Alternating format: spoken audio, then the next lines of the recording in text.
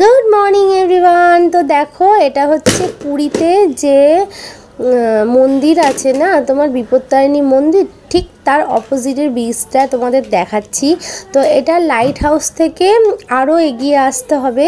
তো এখানে আমি না ভয়েসটা আমার ঠিকঠাক আসেনি, নাহলে ভয়েসেই কথা বলেছিলাম ডাইরেক্ট, কিন্তু দিতে পারছি না, আর যার কারণে তোমাদের ভয়েস ক্লিপটা পরে দিচ্ছি। তো দেখো, এই ব্রিজটা পুরো মানে খালি খালি টাইপের বলতে পারো। হ্যাঁ, এই যে মন্দিরটা বিপত্তারিণী মন্দিরের অপোজিটেই মানে গায়ে লাগানো, দেখো এটা একটা থাকার জায়গা রয়েছে।